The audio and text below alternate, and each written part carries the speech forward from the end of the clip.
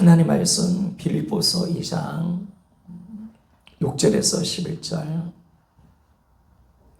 지난주와 동일합니다. 빌립보서 2장 6절에서 11절 319페이지입니다.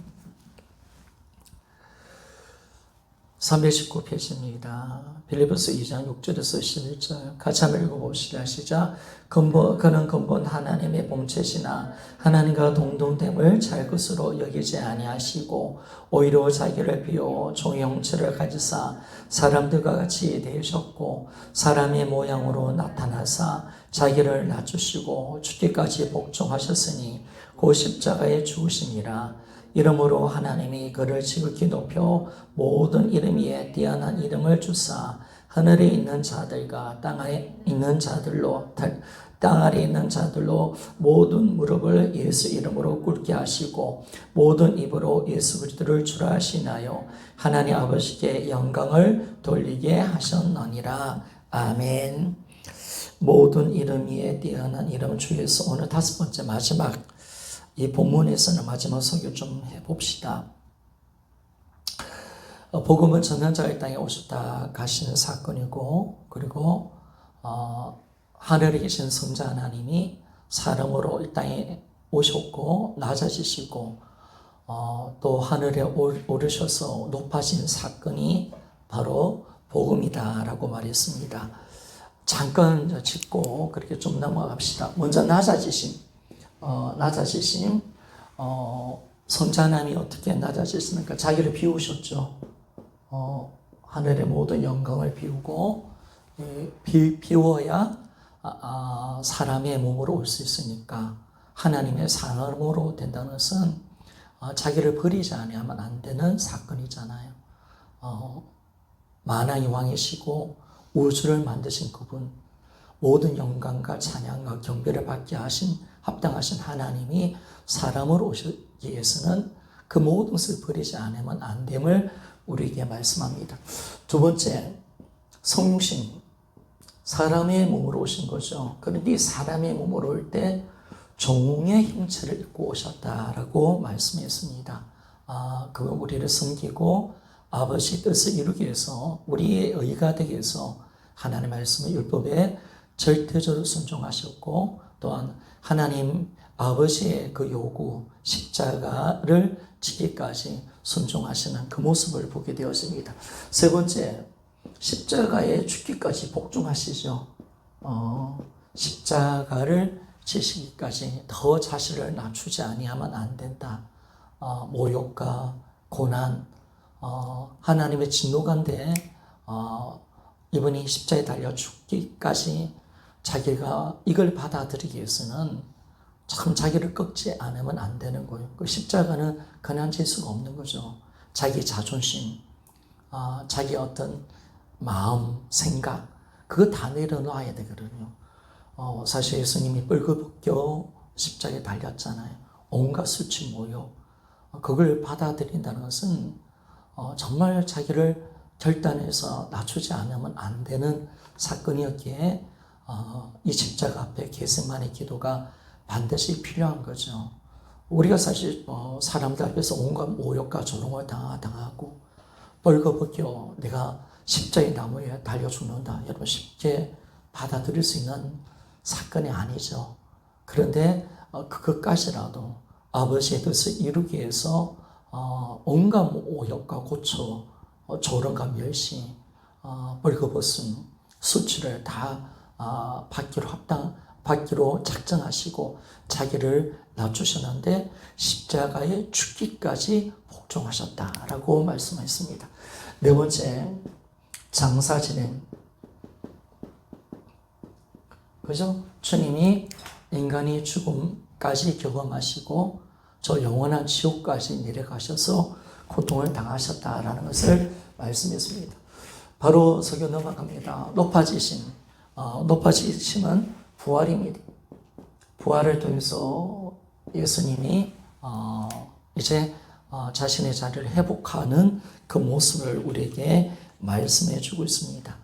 부활은 모든 사망의 근세를 이기고 마귀를 멸하는 사건이었고 십자가의 구원을 완성하는 사건임을 말씀해 줍니다. 그리고 이 부활은 우리에게 엄청난 믿음의 증거가 되는 것이고 이것은 새로운 인류, 새로운 창조가 시작하는 시간이고 영원한 것이 열리는 사건이다. 새 창조가 부활을 통해서 이루어진 겁니다. 그러니까 십자가는 이 창조를 없애버리고 이 모든 제약은 사라지고 이것을 다 주님이 십자가에서 못 박아 없애버리신 겁니다. 이제 부활을 통해서 모든 것을 새로운 창조, 새로운 것으로 만들어내시는 그 놀라운 역사가 부활임을 우리가 알 때 부활은 천지 창조보다 수백 배가 더 큰 사건이죠.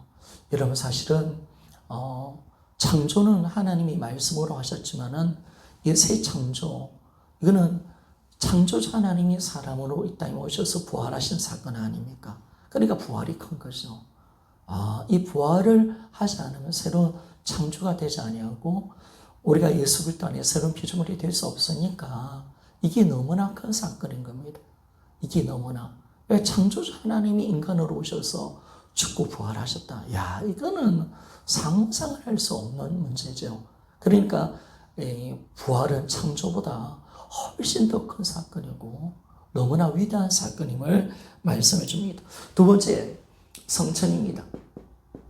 하늘나라로 다시 가신 겁니다. 가셨다는 것은 회복하셨다는 겁니다. 이제 모든 영광을 회복하셨다라는 것을 말씀했고 그리고 사명을 마쳤다는 그 증거가 바로 성천이죠. 그래서 주님 이 땅에 오셨다 가셨다. 이게 놀라운 사건임을 말씀해 주고 있습니다.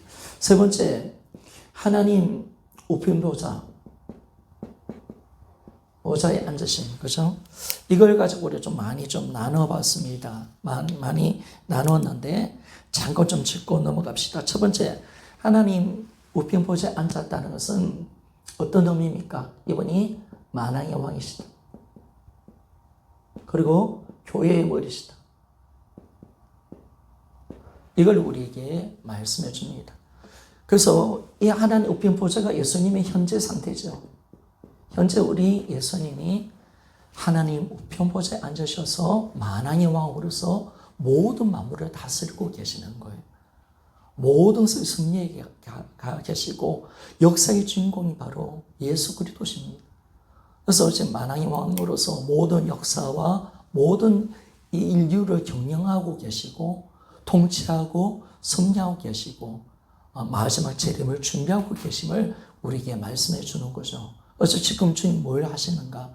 세상을 다스리시고 교회를 다스리시고 계심을 우리에게 정확하게 말씀해 주고 있습니다. 그래서 예수님은 하늘나라에서 왕으로서 세상을 다스리고 있다라는 것을 우리에게 말씀했습니다. 두 번째, 예수님은 영원한 대제사장으로 하늘 보좌에 앉아 계신다. 영원한 대제사장으로서 그렇게 가는 거죠.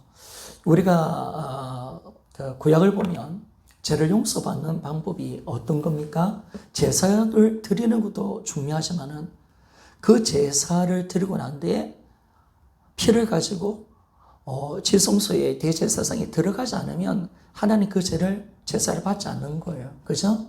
그러니까 제사만 드리면 안 되는 거예요.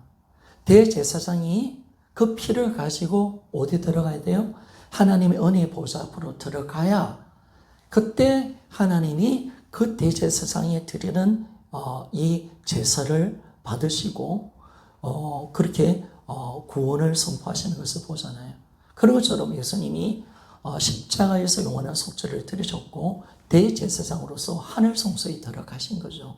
이걸 우리가 정확하게 우리가 볼 수가 있는 거. 구약의 대제사장이 대속죄일 날 하나님께 나와서 짐승을 드리고 그 피를 가지고 지성소에 들어갔을 때 하나님이 이스라엘 백성들의 죄를 용서하듯이 마찬가지입니다. 예수님이 십자가에서 영원한 속죄를 드렸지만은 그걸 끝마치면 안 되는 거예요. 대제사장으로서 지성소에 하늘 성소에 들어가셔야 이게 이제 우리의 구원이 완성되고 제 용서 영원한 속죄의 그 은혜가 우리 것이 되어짐을 우리가 알 때 이제 이 예수님은 지금 영원한 대제사장으로서 하나님 우편 보좌에 앉아 계시는 거죠. 그런데 이제 이 땅에 있을 때는 사람이 대제사장일 때는 항상 갈렸잖아요. 왜? 수명이 있으니까. 얼마 살다가 죽으니까 계속 아론의 이 계통의 사람들이 대제사장의 직분을 계속 서로 돌아가면서 혹은 후손들이 계속 이어받으면서 갈 수밖에 없지만은 영원한 대제사장이신 이 예수님은 아론의 계통의 제사장이 아니에요. 4개 세대에 반차를 쫓는 제사장이거든요. 그러니까 이분은 어떤 것을 통해서 대제사장이 되셨냐? 영원한 불멸의 능력으로 제사장이 된 거예요. 생명의 능력으로. 그러니까 이분은 죽지 않은 거예요. 그러니까 이제 더 이상 대제사장이 필요하지 않는 거예요. 우리에게 한 영원한 제사, 한 영원한 대제사장이 계시고 이분은 하늘 보좌에 앉으셨기에 이제 여기서 안 나오시는 거예요. 그러니까 우리가 계속 예수의 보혈의 그 은혜를 우리가 입게 되는 거죠. 그리고 이분이 뭐예요? 하나님 우편 보좌에 앉아서 우리를 위해서 중보기도 하는 거예요. 어떤 중보기도? 우리가 하나님의 보좌 앞으로 담대히 놓을 수 있도록. 그러니까 우리가 하나님 보좌 앞에 담대히 나올 수 있는 이유가 뭐예요? 예수님의 중보기도와 예수님이 하늘 보좌에 앉아있기에 이분이 우리의 보혜사고요. 우리의 중보자인 줄 믿습니까? 그러니까 우리가 담대하게 나갈 수가 있는 거예요. 예수님이 안 계신다면 우리가 나갈 수 없고요. 그분이 딱 있으니까 우리가 담대하게 아버지께 나와서 우리가 은혜를 따라 긍휼을 얻기 위해서 그 은혜 보좌 앞으로 담대히 나올 수 있는 담력을 얻을 수 있는 것이 바로 예수님이 하늘 보좌에 앉아있기 때문에 그렇습니다. 그래서 이 놀라운 은혜를 우리가 마음껏 누리며 살아가는 것을 보게 되었습니다. 세 번째, 예수님이 하늘 보좌에 앉으신 것은 성령을 보내기. 성령을 보내시는 이 부분이죠. 제가 지난주도 이야기했지만은 신약의 구약의 성령은 아니고요. 신약의 성령은 예수님이 보내신 성령이거든요. 그런데 신약의 성령은 구약과 좀 다르죠. 구약과 다른 우리 안에 들어오셔서 내주하시는 성령님, 보혜사 성령님, 영원히 떠나지 않아 하시는 성령님, 누구든지 예수 이름을 부르면 구원을 받는 자에게 주시는 모든 남종과 여종에 주시는 요엘서 2장의 그 예언이 이루어진 약속된 성령인 줄 믿습니까? 그 성령이 우리에게 예수님이 보내신 성령님이시죠. 성령님. 그런데 우리 신약을 쭉 보게 되면 예수님이 이 성령을 보낼 수 없다는 거예요. 예수님이 영광을 받지 않았기에 아직 성령이 그들 가운데 계시지 아니하더라. 요한복음 7장 그렇게 말씀을 하고 있는 거예요. 그 영광이 어떤 영광이에요? 바로 이거죠. 하나님 우편보좌. 우편보좌에 앉으셔야 성령이 우리 신약의 성령이 예언된 성령이 우리 안에 오게 되는 것을 볼 수가 있습니다. 그래서 하나님 우편보좌에 앉아있을 때 어떻게 됩니까? 곧이요 약속된 성령이 온 거죠. 언제? 2000년 전에 오순절날 마가다락방에 120명의 성도들에게 성령이 찾아오신 겁니다. 성령이, 그죠? 그래서 이 성령의 부으심을 통해서 뭐가 시작된 겁니까? 교회가 세워지게 된 거죠, 여러분. 성령. 그러니까 이 성령을 보내심을 통해서 뭐가 세워집니까? 교회. 이 교회가 어떤 곳입니까? 하나님의 꿈, 비전이죠. 정말 하늘 보좌에 주님이 이 땅에 오셨다 가신 이유 중에 가장 큰 이유가 이거잖아요. 교회. 이 교회를 세우기 하는 거. 교회를 세워가는 거거든요. 그런데 하늘 보좌에 앉으시니까 성령을 보내줄 수 있는 거예요. 성령은. 그러니까 이제 성령은 교회가 언제 세워집니까? 바로 예수님 영광을 받고 이 땅에 성령을 부으실 때 그때 교회가 세워진 것을 우리가 보게 되었습니다.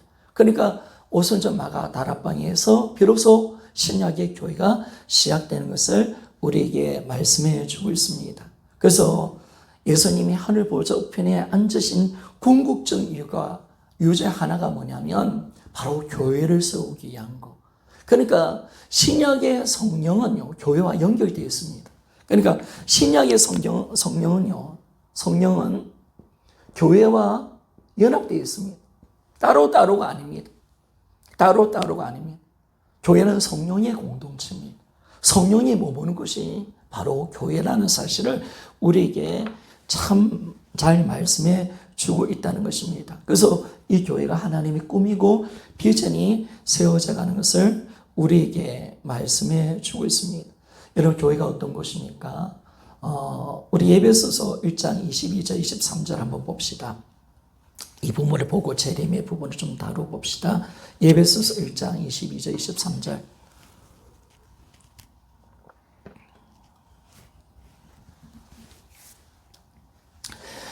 같이 한번 읽어봅시다. 시작. 또 만물을 그의 발 아래 복종하게 하시고 그를 만물 위에 교회 머리로 삼으셨느니라. 교회는 그의 몸이니 만물 안에서 만물을 충만하게 하시는 이의 충만함이니라. 아멘. 교회가 보니까 만물 위에 교회의 머리로 주님을 세우셨다라고 말하는데, 이 교회는 만물 위에 있는 겁니다. 지난주도 말씀했지만은 예수님 그리고 교회의 만물입니다. 교회가 정말 중요한 거죠. 그러니까 예수님이 교회의 머리로 삼으셨다는 것은 뭐냐면 이 교회를 통해서 세상을 다스리고 전복하시고 하나님 뜻을 만들어낸다는 거예요, 여러분. 그러니까 교회가 너무너무 중요한 거죠, 여러분. 교회가. 교회지가 바로 예수 그리스도의 일하시는 장소가 교회고요. 하나님 나라를 확증하는 사건이 바로 교회고, 앞으로 재림을 만들어내는 곳이 교회인 줄 믿습니까? 우리의 헌신과 우리 기도를 통해서 하나님이 일을 하시는 것. 그래서 교회로 머리를 세우셔서 모든 세상 만물을 다스리고 있다는 것을 우리에게 잘 말씀해 줍니다. 그래서 만물 위에 있는 교회의 머리가 되신 분이 바로 만왕의 왕이신 하늘 보좌에 앉으신 예수 그리스도심을 우리에게 말씀해 주고, 23절에 보니까 교회는 그의 몸이다 라고 말하면서 만물 안에서 만물을 충만하게 하시는 이의 충만함이니라. 참 말이 좀 어려운 것 같은데요. 만물 안에서 만물을 충만케 하시는 분이 누굽니까? 이 세상의 모든 만물을 충만케 하시는 분, 이걸 있게 만들고 이것을 채워가시고 모든 것을 가득가득 넘쳐나도록 그렇게 만들어 가시는 충만의 하나님, 충만하신 그분이 누굽니까? 바로 예수 그리스도시죠.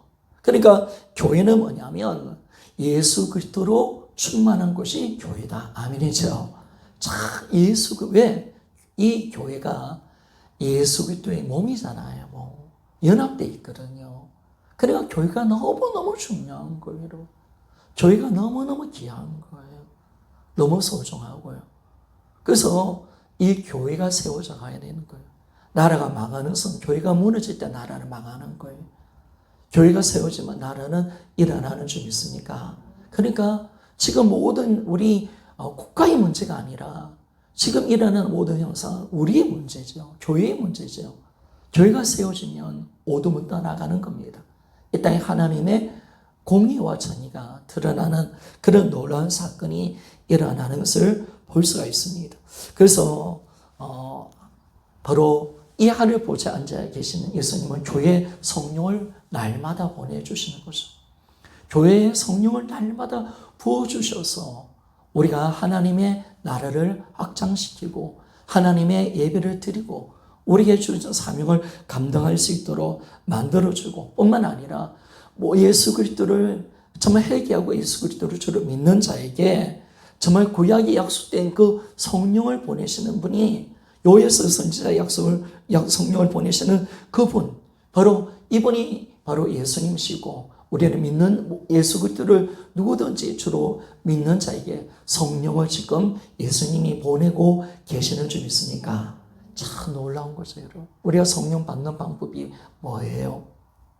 누구든지 주의 이름을 부르고 구원을 받을 때 하나님은 모든 육체 가운데 남종과 여종에게 성령을 부으시리라. 아멘입니까? 요엘서 2장 28절에서 32절 말씀이잖아요. 주의 이름을 부르는 자에게, 구원을 받은 자에게 모든 육체 가운데 붙겠다는 거예요. 따지지 않는다는 거예요. 이제는 선지자, 왕, 제사장에게만 극히 일부분에게 주었던 이 성령을 모든 자에게 붓겠다는 거예요. 모든 자에게 부어서 하나님 그들을 사용하시겠다라고 말씀을 하고 있습니다. 그래서 그 약속된 성령이 우리 안에 들어오고 보혜사 성령님 내 안에 내주하셔서 예수 그리스도의 임재를 경험하게 하는 성령을 오늘도 우리 가운데 부으시는 그분은 바로 하늘 보좌에 앉으신 예수님이신 줄 믿습니까? 하나님 우편 보좌에 앉으신 예수님이 계속 성령을 부으시는 이 놀라운 일을 하고 계시는 거예요. 자, 네 번째, 이제 마지막입니다. 재림. 비용부터 재림. 이게 이제 복음이죠, 복음. 자, 여러분, 재림. 근데 이 재림은 어떻게 시작되느냐?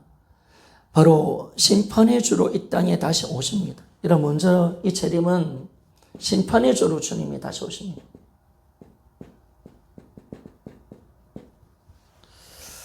심판의 주로. 그런데 성경을 보니까 하나님 아버지는 아무도 심판하지 않으시고 이 심판을 다 아들 예수님께 맡기셨다라고 말씀을 합니다. 좀 찾아봅시다. 이 심판의 권한을요, 하나님 아버지는 예수님께 다 맡기셨어요. 예수님께. 그 맡기셨는데 요한복음 5장 22절. 요한복음 5장 22절입니다. 요한복음 5장 22절. 우리 요한복음 5장을 찾아봅시다. 좀 몇 군데 찾아볼 때가 있습니다. 요한복음 5장 22절. 자, 한번 같이 한번 읽어봅시다. 시작. 아버지께서 아무도 심판하지 아니하시고 심판을 다 아들에게 맡기셨으니 아멘. 심판을 아버지가 할 수도 있는데 아들에게 맡겼대요. 그럼 왜 아들에게 맡겼느냐? 왜 아들에게 맡긴 이유가 있다는 거예요. 이유가 여기 저렇게 이유가 아들에게 왜 맡겼을까? 그랬을 때 5장 요한복음 5장 바로 밑에 절 23절입니다. 23절 같이 한번 읽어보기를 원합니다. 시작. 이는 모든 사람에게 아버지를 공경하는 것 같이 아들을 공경하게 하심이라. 아들을 공경하지 아니하는 자는 그를 보내신 아버지도 공경하지 아니하느니라. 아멘. 왜 아들에게 맡겼다고요?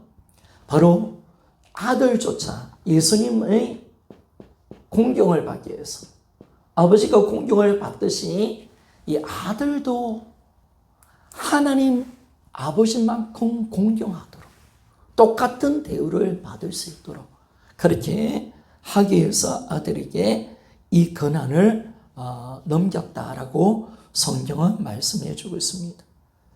그리고 두 번째, 왜 예수님이 이 권한을 왜 받았느냐라고 했을 때 두 번째 보니까 성자 하나님 이 땅에 사람으로 오셨기에 이 심판하는 권한을 아버지께서 아들에게 맡겼다라고 말합니다. 요한복음 5장 27절. 요한복음 5장 27절. 요한복음 5장 27절.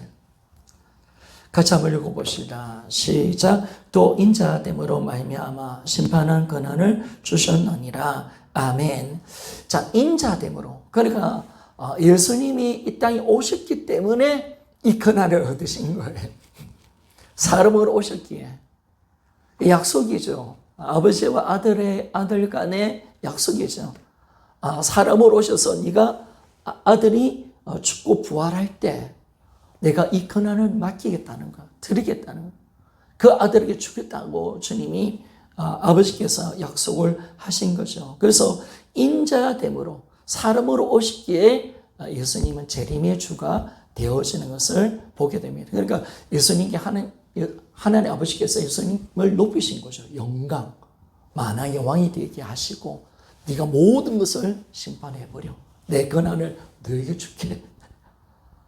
네가 사람으로 낮아지고 십자가에 죽었기에 부활했기에 이 권한을 너에게 준다. 라고 말씀하는 거예요.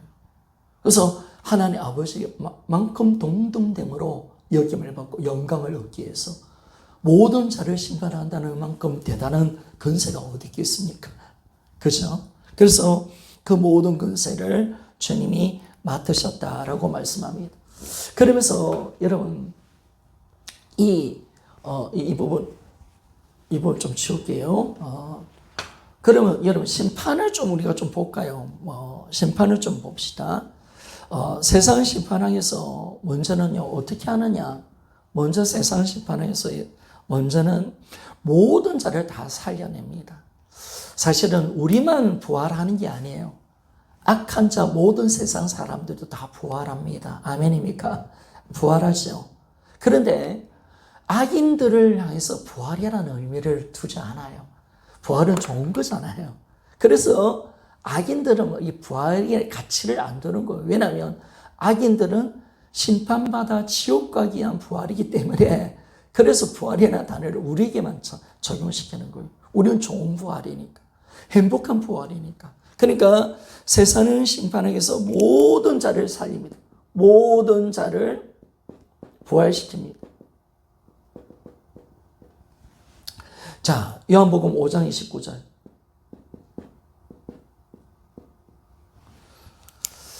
요한복음 5장 29절 같이 한번 읽어봅시다. 시작. 선한 일을 행하는 자는 생명의 부활로, 악한 일을 행하는 자는 심판의 부활로 나오리라. 아멘. 반드시 나는 심판 안 받을게요 할 수 없어요. 어떻게 하든 재림 때 예수님은 이 땅에서 태어난 모든 인간을 다 살려내요. 그리고 반드시 심판을 받게 한단 말이에요. 심판을. 모든 자를 다 살려서 예수님 앞에 서게 만들어 간다는 거예요. 그리고 예수님이 그 사람을 반드시 심판하게 만들어 버린다는 거예요. 나는 아직게 할 수 없어요. 하나님 그렇게 하신다는 거예요. 악한 자든 선인인들 다 살려내서 반드시 예수 그리스도의 심판대 앞에 서게 될 것이다 라는 것이 바로 우리에게 말씀해 줍니다. 두 번째, 우리가 어떻게 심판을 받습니까? 자기 행위로 심판을 받습니다. 심판을 받습니다. 베드로전서 4장 5절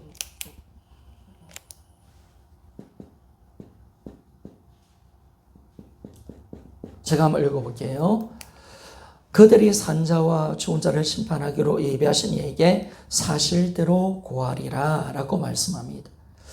우리는 우리 입으로 내가 했던 모든 말과 행위를 주님 앞에 직고할 수밖에 없습니다. 나는 안 하겠습니다. 할 수 없어요. 다 토해내야 돼요. 그러니까 우리가 참 두려운 것은 뭐냐면 내가 했던 말, 행동들, 내 모든 삶이 예수 그리스도 앞에 심판대 가운데 있을 때 다 토하며 나가야 되는 거예요. 직고해야 돼요. 내가 이런 것을 행했습니다. 내가 이런 악한 짓을 했고요. 내가 이런 좋은 일을 했습니다. 라고 주님 앞에 직고할 수밖에 없다라고 말합니다. 반드시 그렇게 하나님은 하겠다라고 말합니다. 부활이 진짜이기 때문에 이것이 진짜인 줄 믿습니까? 부활이 진짜이기 때문에 그런 거예요. 그리고 고린도후서 5장 10절입니다. 5장 10절 제가 한번 읽어보겠습니다. 이는 우리가 다 반드시 그리스도의 심판대 앞에 나타나게 되어 각각 선악간에 그 몸으로 행한 것을 따라 받으려 함이라. 아멘. 우리가 선악간에 우리가 행한 것을 따라 상을 받기도 하고 벌을 받기도 한다라고 말합니다. 반드시 자기 행위로 우리는 심판을 받게 되어졌습니다. 왜? 그분이 우리의 인생의 주인이시기 때문에 그렇습니다. 우리는 반드시 심판을 받습니다. 왜? 그분이 만왕의 왕이시고 우리를 만드신 창조주시고 그분이 우리 주인이시기 때문에 그렇습니다. 계산을 하겠다는 거예요. 여러분. 네가 어떻게 살았는가? 네 시간과 물질을 어떻게 사용했고 네가 어떻게 행동했느냐? 이 모든 영역을 내가 주인이야.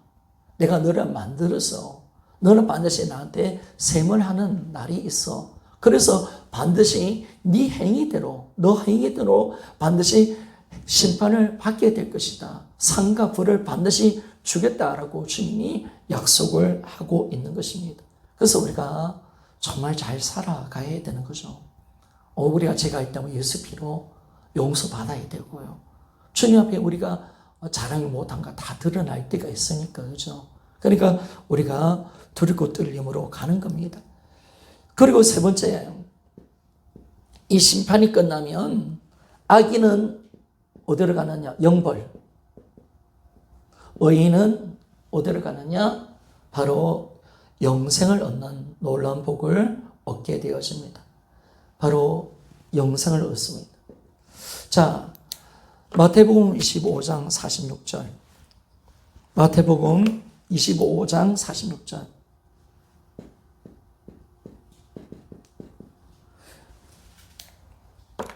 마태복음 25장 46절.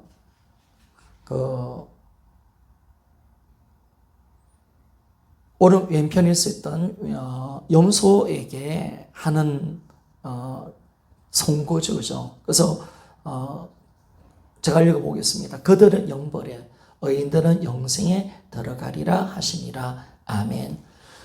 영원한 벌, 이제 끝나는 겁니다. 영원한 지옥이 왜 무섭느냐? 그것에서는 벌밖에 없는 겁니다. 영원한 벌입니다. 두 번 다시 놓을 수 없는, 자비가 없는 하나님이 진노를 향한 하나님의 불이죠. 그러니까 여러분, 지옥에서 있는 불은 어떤 불일까요? 하나님이 죄에 대한 진노를 향한 불입니다. 그만큼 하나님 죄를 미워하시는 것을 우리에게 말씀해 주고 있습니다. 지금은 참고 계시고, 지금은 우리 죄가 예수 피로 용서해 주시지만은, 그러나 반드시 이 악인들의 죄에 대해서는 하나님 반드시 갚겠다라고 말합니다. 반드시 하나님의 진노를 쏟는 장소가 바로 지옥이고, 이 진노가 쏟아질 때 영혼이 활 타오르는 그 지옥의 불, 이 불목, 이것이 바로 하나님이 죄에 대한 진노로 돼서 일어나는 이 영원한 벌임을 우리에게 말씀해 주는 것입니다. 그러나 의인들은 영원한 영생에 들어가는 놀라운 복을 얻게 되는 것이죠. 그러니까 여러분, 우리가 예수님이 왜 이 땅에 오셨냐? 심판해 주러 오시는 겁니다. 심판해 주러 오셔서 이 모든 심판의 권한을 그분이 맡으시고 모든 자를 살려내시고 자기 행위대로 심판해버리고, 그리고 난 뒤에 영원한 벌을 내려버리시는 것을 알 수가 있습니다. 그래서 계시록 20장 15절에 보니까, 계시록 20장 15절에 보니까 어떤 말씀이 있냐면, 누구든지 생명책에 기록되지 못한 자는 불못에 던져지더라 라고 말씀을 합니다.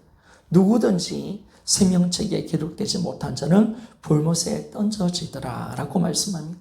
그러니까 정말 우리가 생명책에 기록되어 있다는 거, 이게 진짜 은혜죠, 여러분. 반드시 생명책, 그 이름이 지워지는 사람, 그 이름이 없는 사람은 반드시 영원한 불못에 던져져서 저 사탄과 귀신과 함께 영원한 지옥에서 고통을 당하는 곳이 바로 저 지옥이라는 사실을 우리가 알 때, 이 심판이 재림으로 돼서 이 땅 가운데 우리 모든 사람에게 임하게 된다는 사실을 알 때, 우리가 이 땅을 정말 바르게 잘 살아가기를 원합니다. 두 번째, 여러분, 예수 그리스도가 왜 이 땅에 재림하시느냐, 한 가지 더 이유가 있습니다. 이 좀 지우겠습니다. 오늘 보니까 다 설교를 못할 것 같아. 다음 주 하지 뭐, 그죠? 예수님이 재림할 때 두 번째 뭐냐면, 왜 재림하시느냐라고 했을 때, 두 번째 이유는요, 예수 그리스도 안에, 예수님 안에 만물을 통일시키기 위한 것입니다. 예수 그리스도 안에 만물을 하나가 되게 만들기 위해서 예수님이 이 땅 가운데 오신다라고 말씀입니다. 자, 에베소서 1장 10절. 1장 10절입니다.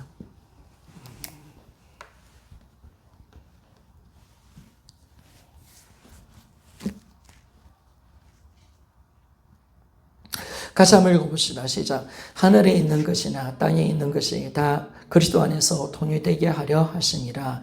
아멘. 언젠가 하늘에 있는 것이나 땅에 있는 것이나 모든 것이 예수님 안에서 하나가 되어버린다는 겁니다. 통일이 되는 역사가 일어난다는 겁니다. 그러니까 이 예수 그리스도가 어떤 분인가? 참 엄청난 분이죠.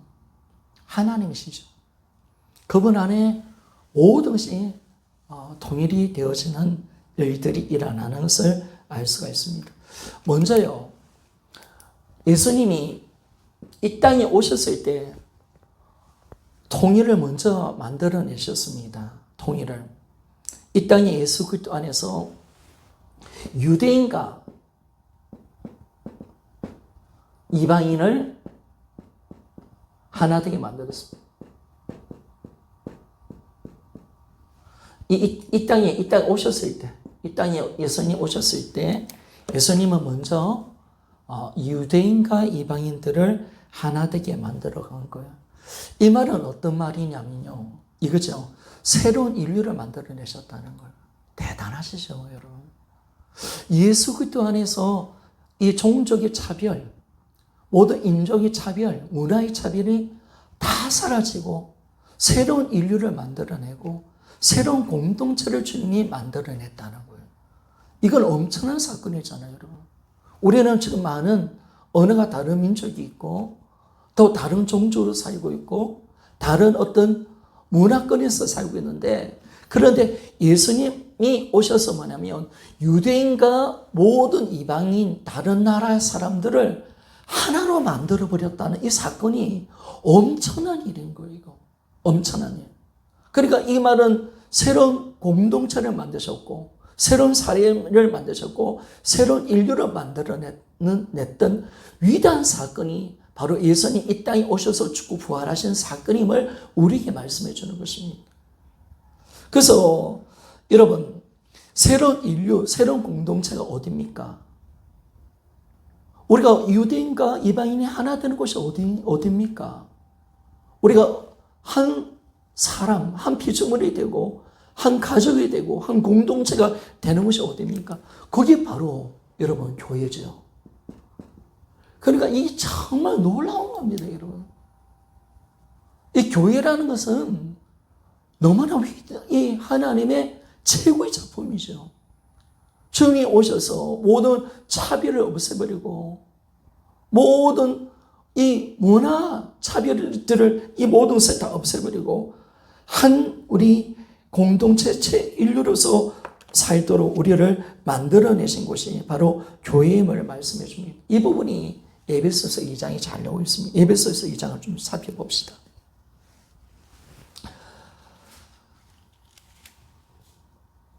오늘 어떻게 하든 좀 다 풀어냅시다. 좀 빨리 합시다. 2장 14절부터 잘 따라가 보십시오. 에베소서 2장 14절 2장 14절 보면 제가 한번 읽겠습니다. 그는 우리 합형이신지라 둘로 하나를 만들어서 원소된 것 곧 중간에 막힌 담을 자기 육체로 오시고 쭉 가면서 15절에 쭉 보니까 바로 다음 절 보니까 이는 이 둘로 자기 안에 새 사람을 지어 합형하게 하시고. 아멘입니까? 여러분, 우리는 이방인과 유대인이 종족도 다르고 다 다른데 하나님이 예수 그리스도 안에서 교회를 통해서 뭘 만들었다? 하나의 새로운 피조물, 새 사람을 만들어내신 줄 믿습니까? 새로운 종족을 만들었다는 거예요. 하나의 딱 한 사람, 그 사람을 만들어냈다는 거예요. 그 사람이 누굽니까? 바로 예수 그리스도 안에 있는 새로운 피조물인 줄 믿습니까? 그러니까 주님이 모든 것을 차별을 없애버린 거예요. 우리는 흑인이든 백인이든 황색이든 미국 사람이든 어떤 나라의 사람이든 하나님은 어떻게 하느냐? 하나로 보시는 거예요. 어떤 차별도 없다. 어떤 것도 없다. 위아래도 없고 사장이든 총이든 누구든지 차별은 없다. 모두가 뭐냐면 예수 그리스도 안에서 새로운 피조물이라. 아멘입니까? 새 사람, 새 사람을 만들어냈다라고 말합니다. 그러니까 우리가 예수 그리스도 안에서 예수님이 얼마나 위대한 이 구원의 사역, 우리를 새로운 존재로 만드시는 위대한 사역을 만들어내신 거죠. 그러면서 16절에 보니까 또 십자가로 이 둘을 한 몸이 되게 만드셨다. 이야, 놀라운 거죠, 여러분. 이 둘을 어디로 붙여놓은 거예요? 어떻게 한 몸이 되게 만들어낸 거예요? 예수의 몸된 교회에 일원이 되게 하신 줄 믿습니까? 이야, 한 몸으로 이 모두를 예수 그리스도가 머리가 되고 예수의 몸에 다 들어가도록 만들어서 하나가 되게 만들어, 하나가 되게 만들어서 한 운명 공동체가 되게 만들고 한 생명이 되게 만드신 이 위대한 사건, 이것이 바로 교회라는 거예요, 여러분. 교회라는 거예요. 그러면서 18절에 보니까 한 이로 그로 말미암아 우리들이 한 성령 안에서 아버지께 나감을 얻었다라고 말하잖아요. 우리는 한 성령으로 우리는 동일하게 아버지께 나가는 거예요. 여러분, 우리는 하나님, 이제 우리는 뭐예요? 공동체로 사는 존재인 줄 믿습니까? 나나 하는 나의 개인의 삶은 바로 이 괴물 같은 나는 나의 사람은 죽은 줄 믿습니까? 우리는 한 몸이 되고 한 성령을 통해서 하나님께 예배하고 하나님을 섬기고 한 공동체로서 교회로서 주님을 섬기며 나아가고 있다는 사실을 우리에게 정확하게 말씀해 주고 있습니다. 그래서 19절 우리 한번 읽어봅시다. 19절 같이 읽어봅시다. 시작. 그러므로 이제부터 너희는 외인도 아니요 나그네도 아니요 오직 성도들과 동일한 시민이요 하나님의 권속이라. 아멘. 야, 여러분, 우리는 이 말씀을 잘 이해 못해요.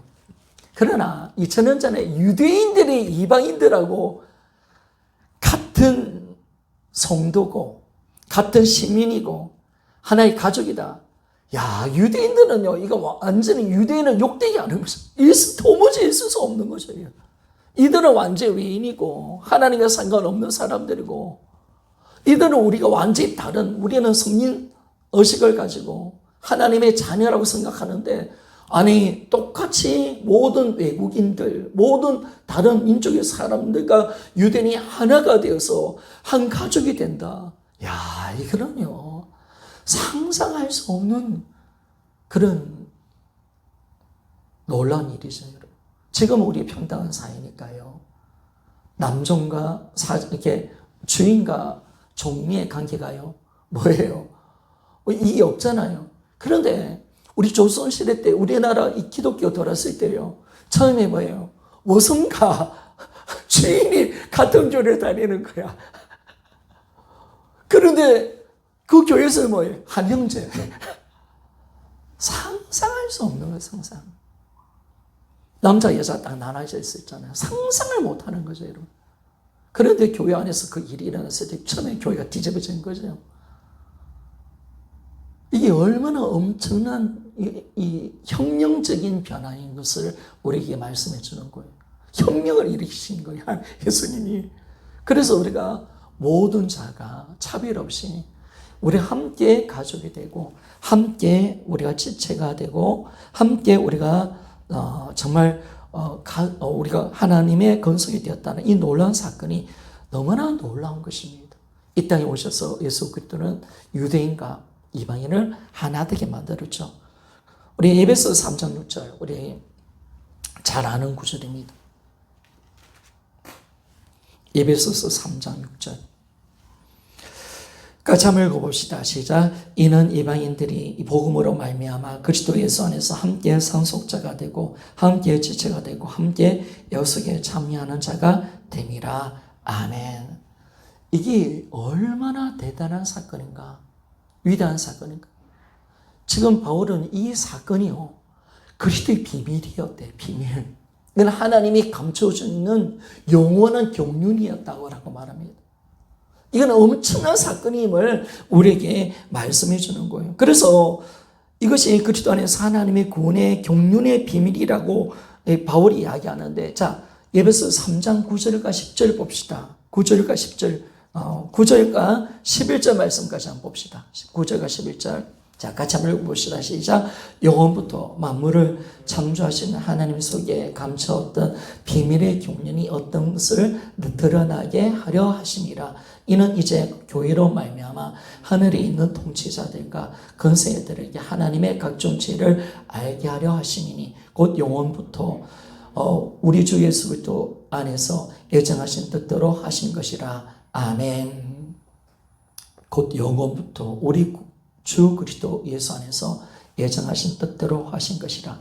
이것이 교회를 세우고 모든 유대인과 이방인이 하나가 되고 예수의 한 몸이 되고 한 가족이 되고 함께 지체가 되고 함께 상속자가 되고 함께 지체가 되고 함께 약속에 참여하는 이 놀라운 복음의 그 능력, 이 교회를 통한 하나님의 역사, 이것이 얼마나 대단한 사건인가. 하나님이 영원 전부터 감춰놓은 거래. 영원 전부터 하나님의 구원의 계획 속에서 감춰난 것인데 이것이 이제 교회를 통해서 드러났다는 거예요. 교회를 통해서 딱 드러났는데, 그래서 이 교회를 통해서 드러나니까 하늘에 있는 통치자 권세들, 이 세력은 마귀를 말하는 게 아니라 하늘에 있는 통치자 천사들을 말하는 거예요.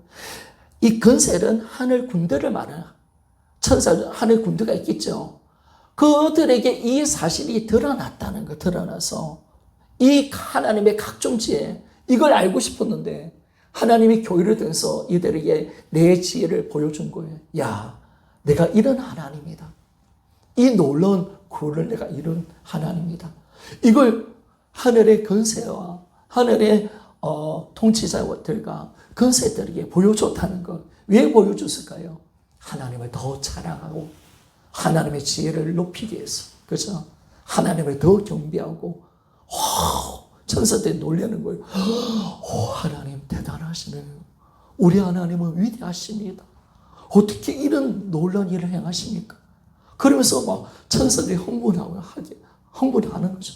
그래서 또 성상의 하나님을 더 찬양하고 섬길 수 있도록 만들기 위해서 그 천사들에게 이 교회를 통해서 이 지혜가 알게 되었다라고 말씀을 하는 것입니다. 여러분, 예수 그리스도께서 교회를 세우러 가는 것은 위대한 사건입니다. 그런 교회가 아닙니다. 새로운 피조물, 예수 그리스도 안에 한 몸, 새로운 가족, 위대한 사건인 거예요. 한 성령, 그죠?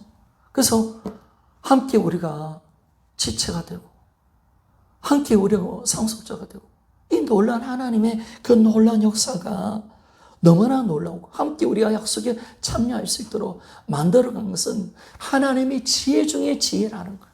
영원히 숨겨져 있는 지혜라는 거예요. 도무지 알 수 없는 지혜.